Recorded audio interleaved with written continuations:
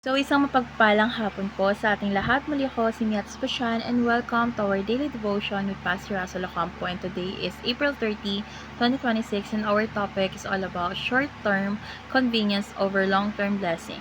So, our scripture for today is all about 1 Kings chapter 12 verse 28 to 30, NI version. After seeking advice, the king made 2 golden calves.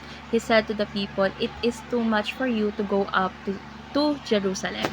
Here are your gods, Israel, who brought you up out of Egypt.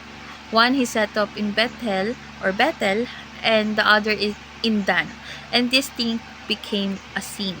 The people came to worship the one at Bethel and went as far as Dan to worship the others." So, si Jeroboam ay binigyan ng pagkakataon ng Diyos na mamuno. God promised him a secure kingdom if he could or he would obey.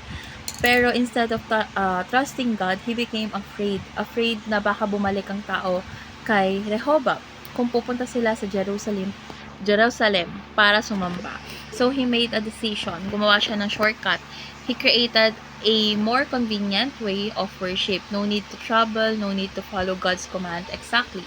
Mas madali, but this convenience lead to compromise, and compromise lead to sin.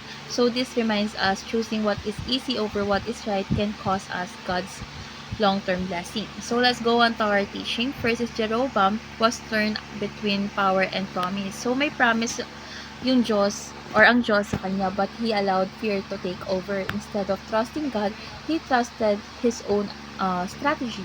This shows how fear can weaken our faith. Second, Jeroboam chose power over God's promise. So he prioritized maintaining control rather than obeying God. So he wanted security in his position more than security in God's word.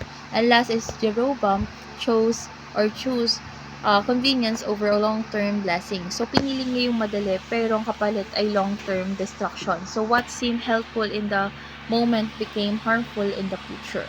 So how do we respond? First is do not seek a position that is not from God.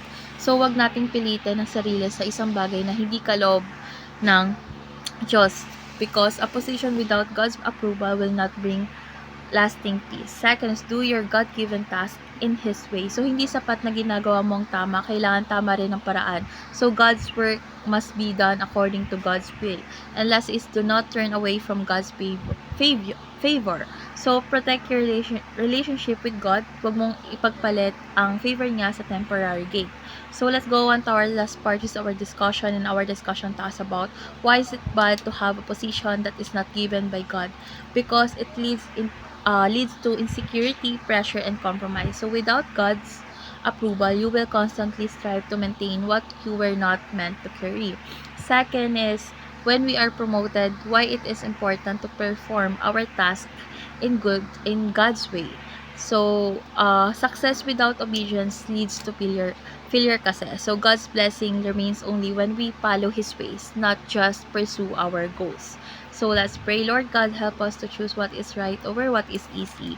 Give us faith to trust your promises and courage to follow your ways. Guard us from compromise and keep us aligned with your will. May we value your favor more than temporary success. In Jesus' name we pray. Amen.